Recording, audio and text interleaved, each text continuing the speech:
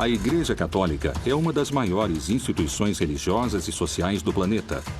Por causa da sua estrutura hierárquica, da organização do trabalho, da administração do patrimônio e das suas atividades lucrativas, muitos a consideram como uma das empresas internacionais mais importantes. La Chiesa oggi si muove come una merchant bank. Qual é o verdadeiro poder econômico dessa instituição? Como foi que ela gerou tanta riqueza? Nella Banca Vaticana sono stati riciclati i soldi della mafia.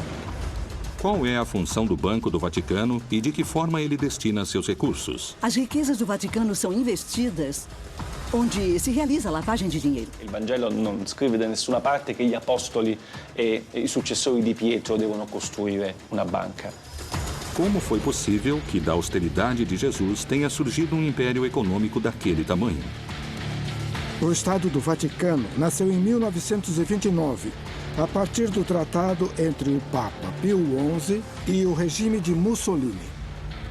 Ho scoperto che per diventare santo è un'operazione che costa anche 100, 200, 300, 400, fino a 600 mila euro. A igreja acabou se tornando algo enorme. A igreja começou o milênio enfrentando grandes dilemas que podem determinar o seu futuro. Muitos religiosos e sacerdotes não dão testemunhos de coerência entre o que dizem e o que fazem. Il cardinale Tarcisio Bertone ha ristrutturato la propria casa spendendo $500.000 di euro, dei soldi di un ospedale che dovrebbe spendere quei soldi per le malattie dei bambini piccoli. Será que o Papa Francisco é a solução para os atuais problemas dessa instituição? Papa Francesco è stato eletto esclusivamente con questo obiettivo: riformare la curia romana, che era ormai arrivata ad un degrado di immoralità inconcepibile. Quais foram os motivos da sua eleição? Realmente o Sumo Pontífice administra os interesses da Igreja? Ou, como algumas pessoas asseguram, será que se trata de uma fabulosa estratégia de marketing que procura novos clientes? Será que a Igreja Católica é a maior empresa do planeta? Ou será que ela é só uma enorme religião que move a fé de milhões de seguidores?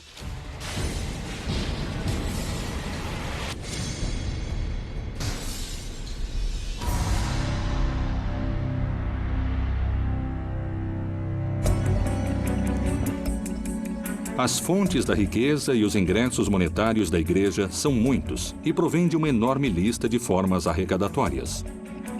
Esmolas, dízimos, primícias, pagamentos da administração dos sacramentos, batismos, casamentos, crismas, extrema-unção, heranças de particulares, aluguéis, investimentos e muitas coisas mais. Diferentes vozes críticas asseguram que a Igreja acumula em ouro o maior tesouro do mundo. Il Vaticano ha una ricchezza che vale oggi intorno ai 15 miliardi di euro, che sono più di 16-17 miliardi di dollari americani. Ed è una ricchezza che viene divisa in una parte finanziaria e una ricchezza immobiliare. Il patrimonio immobiliare a Roma vale più di 4 miliardi di euro.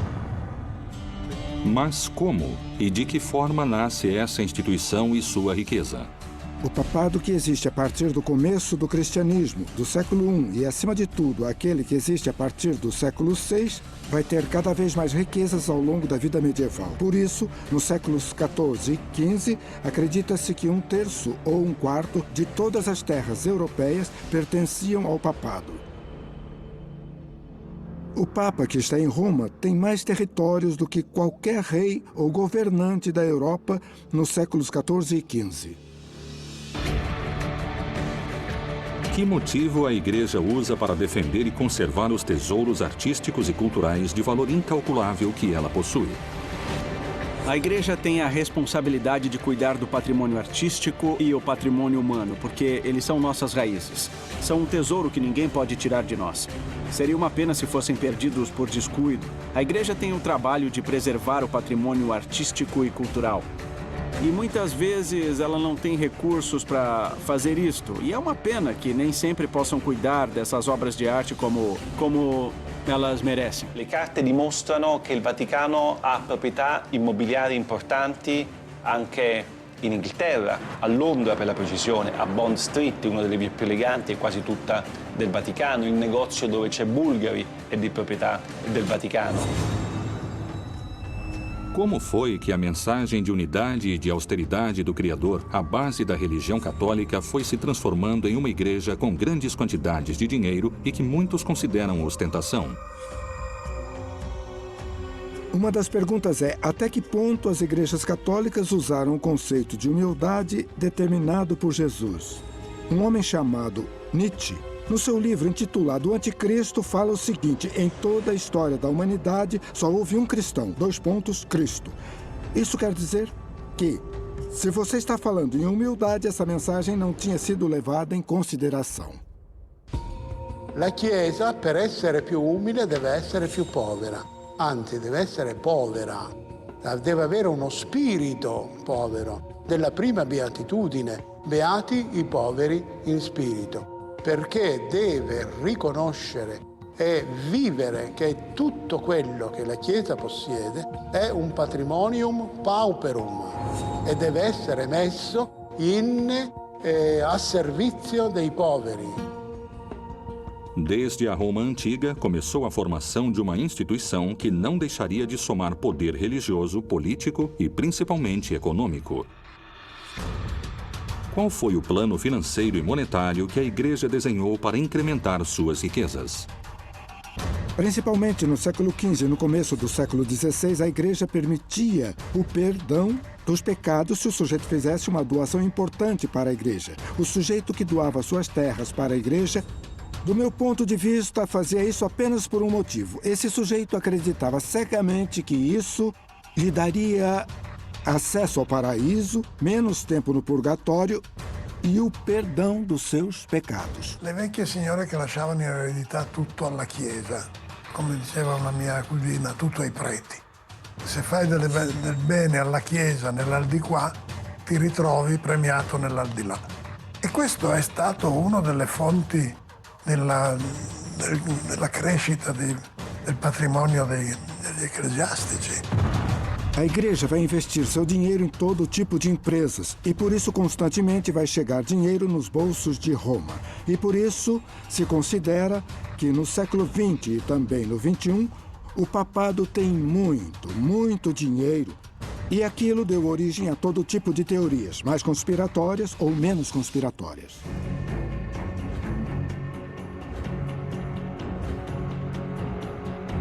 Com o passar do tempo, o clero foi incorporando novas formas de arrecadar dinheiro e bens para a Igreja.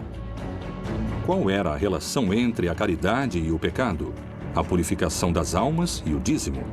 Por que algumas pessoas afirmam que esse pode ter sido o novo jeito de ganhar mais dinheiro? As indulgências chegam ao extremo no final do século XV e no começo do século XVI, quando o Papa Júlio II queria criar um grande prédio que ficou conhecido como a Basílica de São Pedro. Para isto era necessário muito dinheiro. Então a pessoa ia lá, pagava uma cifra determinada e com isto seus pecados, de certa forma, diminuíam. Ci sono migliaia di cause di beatificazione, c'è un ministero apposta che si occupa soltanto di questo, che fattura centinaia di migliaia di euro tutti gli anni grazie a questo incredibile business. O Papa Francisco não quer só ser bom, ele quer que as pessoas vejam que ele é bom. Ele quer que ninguém ache que o fato de dar esmola em troca de uma bênção é uma espécie de negócio, uma espécie de especulação, como aquela que condenou Lutero, falando sobre o perdão, sobre as pessoas que davam esmola em troca de perdão. O Papa não quer que as pessoas paguem por sacramentos ou por bênçãos. Ele não quer ir à Igreja Católica porque elas acham que não tem dinheiro. Que ninguém pense que a fé católica deve ser comprada, que tem que pagar para batizar o filho ou para que o Papa lhe dê uma bênção. É a mesma mensagem que está no Evangelho. Jesus Cristo dizia: dai de graça o que de graça recebestes. a forma da Igreja Católica arrecadar dinheiro não se encontra só nos sacramentos. O que a Bíblia fala sobre o celibato e por que esta condição é considerada por muitos peritos como uma estratégia esperta para aumentar seu poder econômico? Nos primeiros séculos, nos monastérios, as ordens religiosas estabeleceram votos de castidade, mas o clero secular, o clero que vivia no mundo, para este clero, o celibato era uma coisa opcional. Na verdade, este celibato se torna obrigatório no século XI. Timóteo falou muito claro. Os bispos podem se casar. O padre pode se casar. Não só isso, seria uma violação do mandato divino, porque no Gênesis fala: não é bom que o homem esteja só. A Igreja, se apoiando no celibato do clero, garante também que as propriedades que um sacerdote ou um padre possa adquirir não vão se tornar uma propriedade individual, e sim uma corporação. Isso significa que vão ser da Igreja e, dessa forma, a Igreja aumenta seu patrimônio. Surgiriam problemas econômicos quando eles perceberam, e isso é realmente um absurdo, que os filhos de todos os sacerdotes poderiam herdar os inúmeros bens da Igreja. Como se chegou à etapa moderna dos estados pontifícios?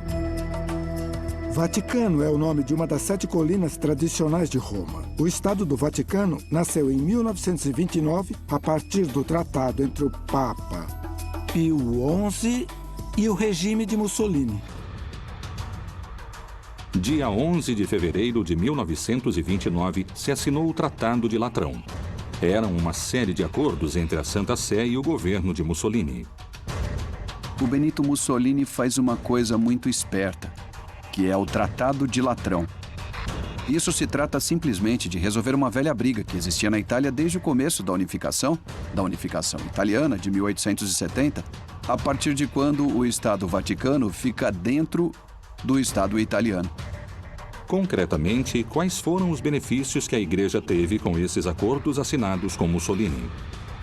Deixaram que a Igreja criasse um Estado autônomo, um país separado do Estado italiano, que se tornou o Estado do Vaticano. Houve um ressarcimento econômico muito importante durante o ano de 1870 até o ano de 1929, por estar submetido ao governo italiano. E, em troca disso, a Igreja deu a Mussolini o apoio político. A Igreja não podia opinar na política.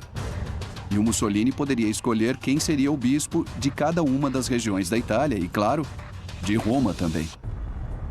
A partir desses acordos começa a etapa moderna dos estados pontifícios. Diversas práticas e situações teriam ajudado a aumentar a fortuna ano após ano, século após século. Não se trata só dos bens materiais, como ouro, propriedades e investimentos no mundo todo. Mas também, ele está se tornando um enorme valor cultural. De alguma forma, os bolsos do Vaticano ficaram se enchendo até que o próprio Vaticano se tornou a instituição multimilionária que é atualmente.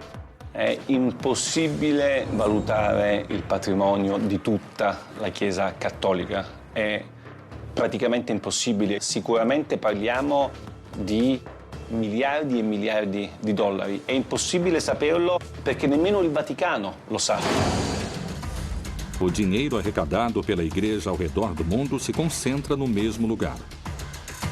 Por que o Papa Pio XII criou um instituto para as obras da religião, mundialmente conhecido como o Banco do Vaticano?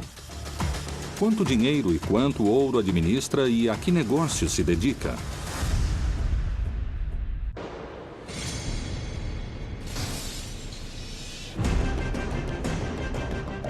A incalculável fortuna da Igreja Católica se manteve em segredo entre os fiéis e as autoridades eclesiásticas. O que é exatamente o Banco do Vaticano e o que ele faz além de arrecadar?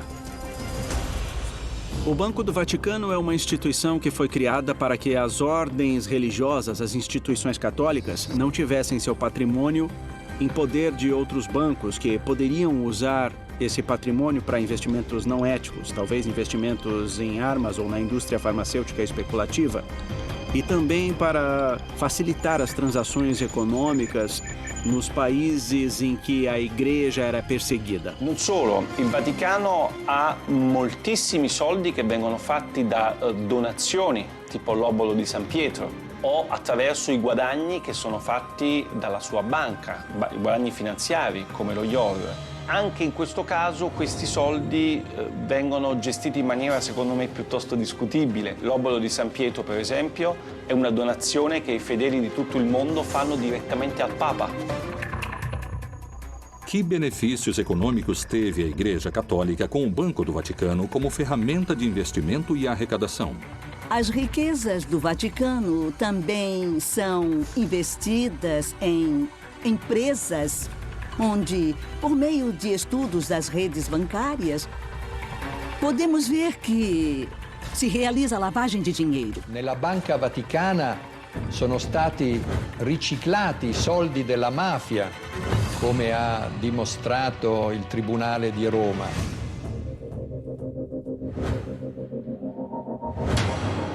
Questi soldi sono in parte stati investiti su azioni come la Pepsi Cola, come la Dow Chemical, come la Exxon. È ovvio che tutto questo senza nessuna trasparenza e senza che i cittadini italiani sapessero nulla. Attraverso i canali della Banca Vaticana sono passati soldi per tangenti di corruzione ai partiti politici italiani di governo negli anni 80-90.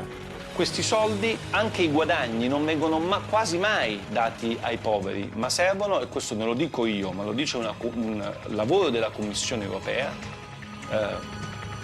servono per le necessità dei dicasteri romani e dei cardinali. Faz muito tempo, muitas pessoas, entre especialistas e grandes teólogos, se fazem a mesma pergunta. Como é possível que a Igreja acumule tantas riquezas, sendo que há tantos pobres no mundo? Como historiador da Idade Média, eu visito muitas igrejas. E algo que temos que enxergar é a riqueza da Igreja ao longo dos séculos, diante da pobreza imensurável de muitos. E essas pessoas pobres, e não é à toa, já se rebelaram várias vezes contra a Igreja. Quero acreditar que o Papa Francisco realmente vai mudar algo. La Conferenza Episcopale Italiana, che è la più importante del mondo, riceve direttamente dagli italiani quasi 1 miliardo di euro l'anno, che secondo le pubblicità che i vescovi fanno in televisione servirebbero ai poveri, agli ultimi, ai paesi del terzo mondo. L'80% di questi soldi non va ai poveri. Seria possível terminar definitivamente com a pobreza se o Vaticano se desprendesse de toda essa riqueza que possui ao redor do mundo? Vender as propriedades da Igreja para acabar com a pobreza do mundo seria útil, mas serviria só para disfarçar o problema, não é? Eu acho que o que o Francisco está fazendo é mudar a cultura. Isso significa fazer com que a situação, o ritmo de vida daqueles que têm mais poder no Vaticano seja mais discreto, mais exemplar. Só o que o Papa Francisco pediu foi que as estruturas da Igreja fossem utilizadas para ajudar as pessoas. Come vorrei una chiesa povera e per i poveri. A partir da frase "uma igreja pobre para os pobres", começou uma campanha de Francisco para tentar combater a corrupção e fazer isso de forma eficiente. Secondo qualcuno che pensa che il Vangelo debba essere una sorta di guida, no? del Vaticano, e il Vangelo non scrive da nessuna parte che gli apostoli e i successori di Pietro devono costruire una banca. Temos que lembrar que a Igreja é uma instituição que acabou se tornando algo enorme e é muito difícil conseguir controlar tantos grupos de influência dentro daquilo que é o Vaticano. Para alguns críticos e peritos nesse assunto, a Igreja Católica funciona de forma parecida com as empresas multinacionais. La Chiesa oggi si muove come una merchant bank. L'Istituto per le opere di religione è la banca del Vaticano e controlla ancora oggi tutto il patrimonio finanziario della Santa Sede.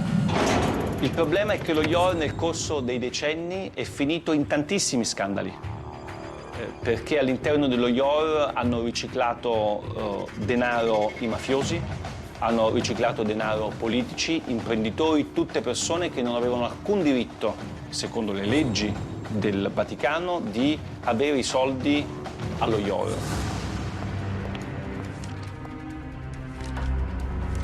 Que documentos vieram à tona que colocaram em xeque a Igreja? O escândalo do Vatilix II poderá ser o começo das reformas que o Papa Francisco quer na sua Igreja.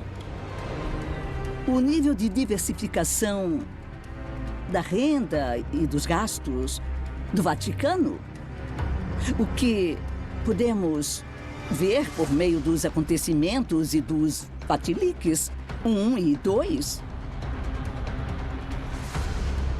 é muito obscuro. Era necessário que se fizesse uma reforma profunda.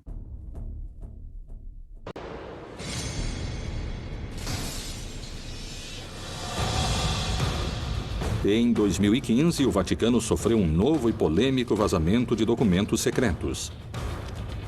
Esse acontecimento ficou conhecido como Vatilix II, em alusão a um escândalo parecido que aconteceu em 2012, quando uma parte da correspondência do Papa Bento XVI foi exposta. Os novos vazamentos, diferentemente dos primeiros, revelam todo tipo de irregolaridades nas finanças do Vaticano. Il Vatilix 2 è stato lo scandalo del 2015, state parlando con uno dei protagonisti dello scandalo perché io ho pubblicato nel mio libro una serie di documenti di carattere finanziario e economico che per la prima volta hanno raccontato la reale ricchezza del Vaticano e come questi soldi in Vaticano vengono gestiti, i soldi delle donazioni, i soldi che sono presenti all'APSA, gli immobili che il Vaticano controlla. Os dados do vazamento Vatilix II são muito interessantes porque são a prova da situação em que o Papa Francisco se encontrava antes da reforma. Na verdade, são um tesouro. O escândalo financeiro Vatilix II revela documentos que foram publicados em 2 livros. Num deles, o autor Emiliano Fittipaldi denuncia irregularidades de todo tipo nas finanças da Santa Sé, apresentando o Vaticano com grandes problemas econômicos. Um buraco negro no sistema de pensões, corrupção por parte da Cúria, desvio de fundos e a completa ausência de transparência nos balanços da Santa Sé. Secondo il Vaticano sono state 2 le persone che mi hanno dato queste carte, Monsignor Valeco Balda, che è un monsignore spagnolo che era il segretario di questa commissione d'inchiesta, e Francesca Immacolata Chaqui, che era il membro di questa commissione.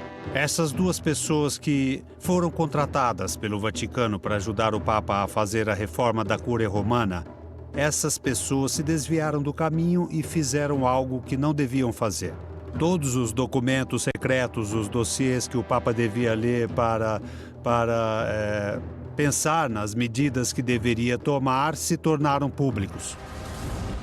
Queste 2 persone sono state arrestate 5 giorni prima della pubblicazione del mio libro e del libro Via Crucis di Nuzzi.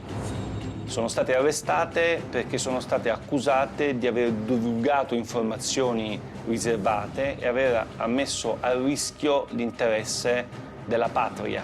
Così dice la legge Vaticano. Os vazamentos desses documentos tornam a Santa Sé inocente ou culpada desse enorme escândalo. Quando eles foram publicados, já tinham se passado muitos meses depois que começaram a realizar algumas medidas para evitar esses problemas. Por isso, algumas pessoas consideraram que o vazamento desses documentos era uma forma de parar com essa reforma. E para outros, paradoxalmente, era uma forma de apoiá-la. Para o Papa Francisco, isto foi uma traição. Foi uma punhalada pelas costas. Vorrei dirvi anzitutto che rubare quei documenti è un reato.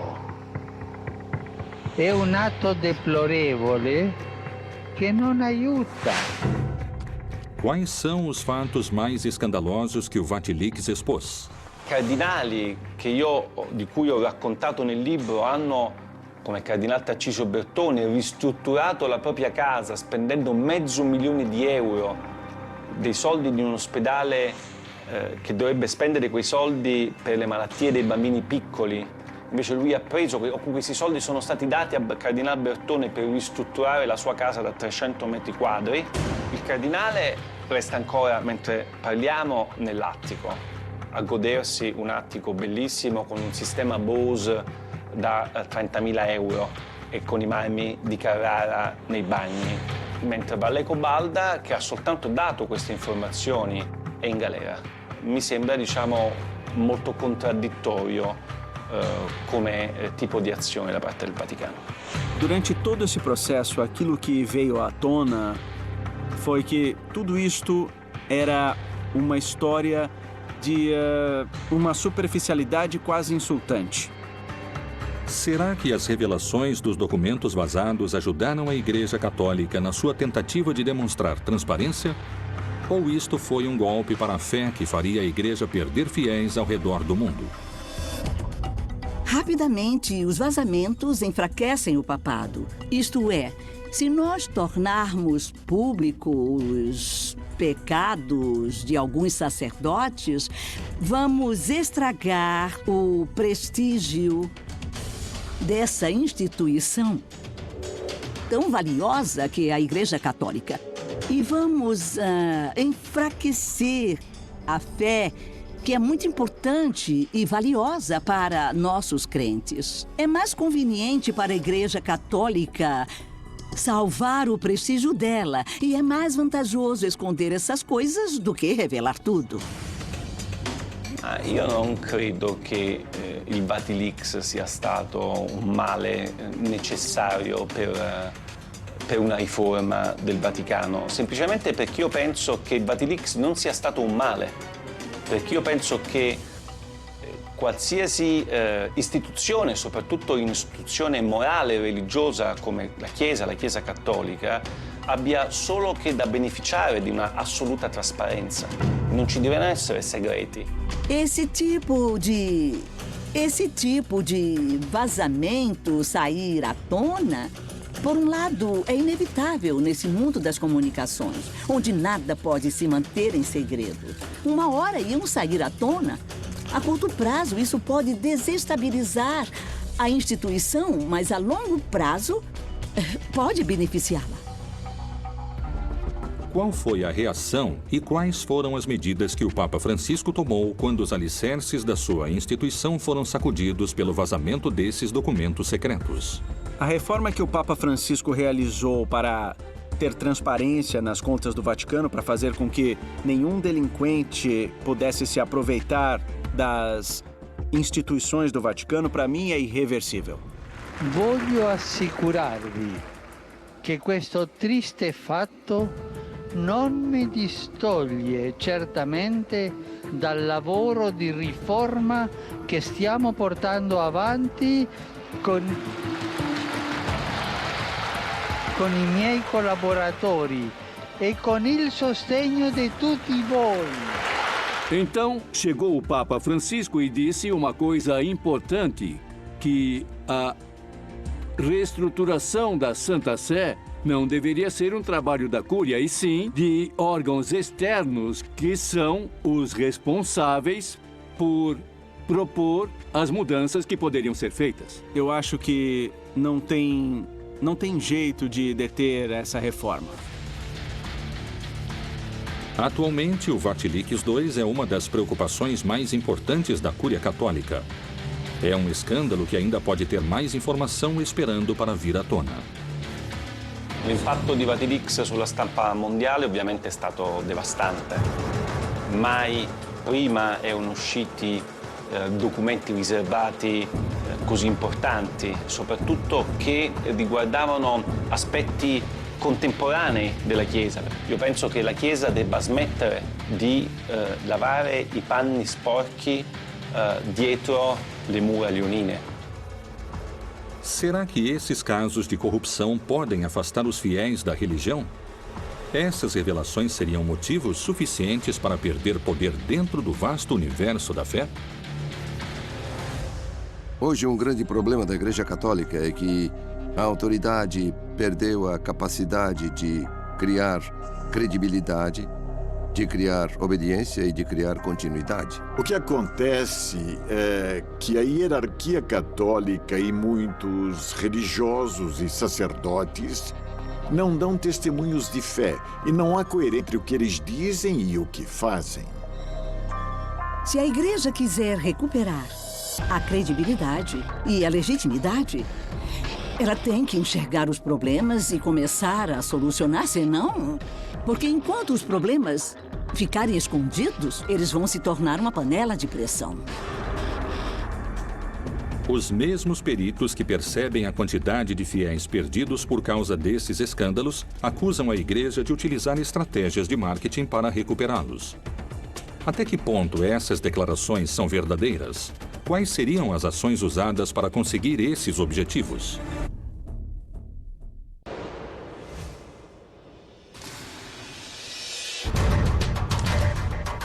Os vazamentos dos documentos financeiros secretos, conhecidos como Vatilix II, não só abalaram a Igreja Católica, mas, segundo alguns especialistas e teólogos, também afastaram muitos fiéis ao redor do mundo. Será que a Igreja Católica criou uma estratégia de marketing com slogans de estilo publicitário e com uma fórmula para fomentar e somar seguidores?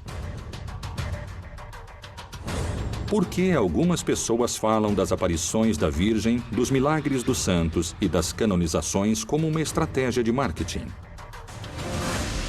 A partir do século VIII, os católicos tinham a estratégia de utilizar os lugares sagrados dos povos dominados ou conquistados para colocar neles símbolos religiosos e católicos e, desse modo, começarem o trabalho pastoral. Conforme a Igreja ia evoluindo nos últimos anos, os papas destacaram cada vez mais a necessidade de levar santos a todas as comunidades. Aproximadamente no ano de 1357, numa igreja da França, começou a se exibir um manto com o corpo e o rosto de Jesus impressos. Depois deram esse manto à Santa Sé e ela o deixou na Catedral de Turim. Rapidamente, o sucesso trouxe um grande número de fiéis e também de detratores. Falam que esse manto é o tecido que cobriu Jesus quando ele morreu. O problema é que, na Idade Média, existiu o tráfico de relíquias, por exemplo. Isto é uma farpa da cruz de Jesus Cristo, tanto faz. Então, isto me parece muito pouco verdadeiro. Mas não é só essa relíquia que é considerada por algumas pessoas como uma hábil estratégia de marketing para atrair novos fiéis. Quando os conquistadores chegaram na América Latina, quando, entre aspas, descobriram a América, todos aqueles conquistadores fundaram muitas cidades com nomes ou advocações da Virgem.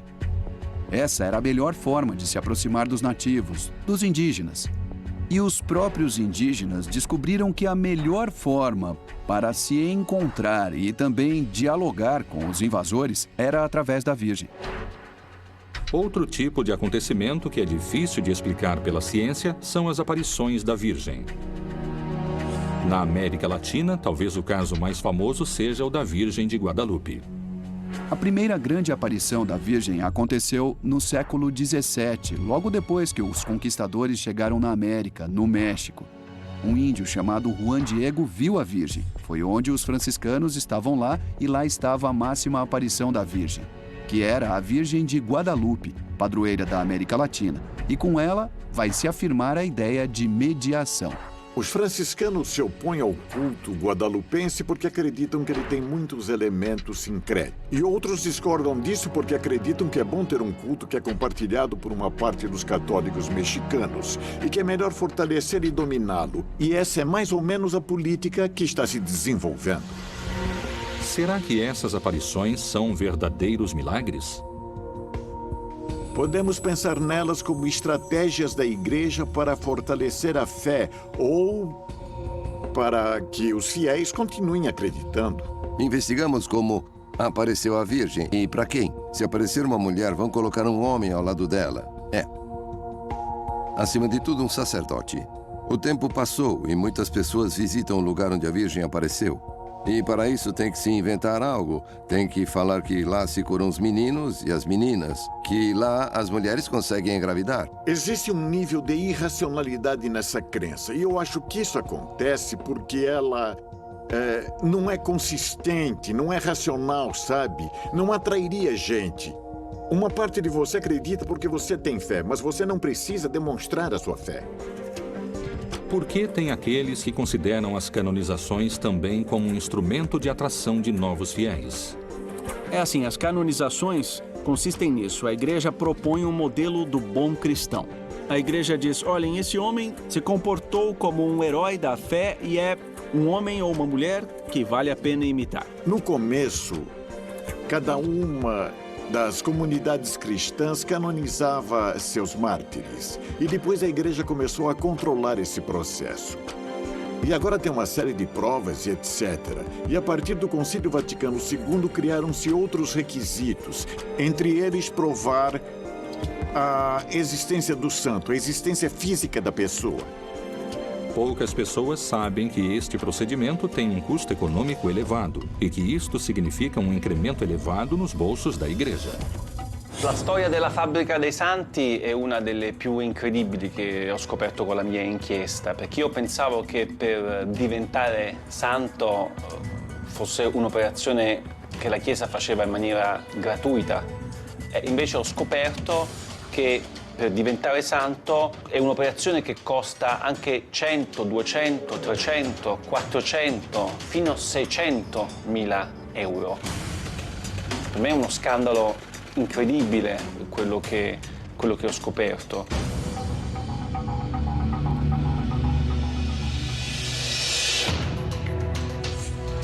Relíquias de procedência duvidosa, visões milagrosas difíceis de comprovar e canonizações envolvidas em manobras econômicas apresentam controvérsias, dividindo fiéis e detratores.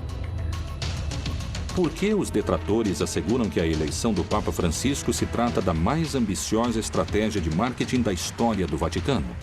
Se realmente tiver uma estratégia de marketing envolvendo o Papa Francisco, eu gostaria de contratar esse estrategista de marketing para minha empresa, porque ele conseguiu mudar completamente a cara da igreja. Acredito que o estrategista de marketing da marca Francisco é Jorge Mário Bergoglio.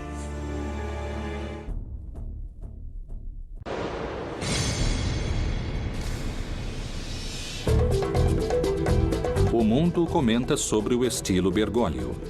Roma e o Vaticano vendem souvenirs nas ruas e os meios de comunicação no mundo todo falam da papamania. Será que a igreja está gestando uma mudança? Francisco renova a comunicação utilizando as redes sociais e, desse jeito, moderniza a forma de falar com milhares de fiéis ao redor do mundo.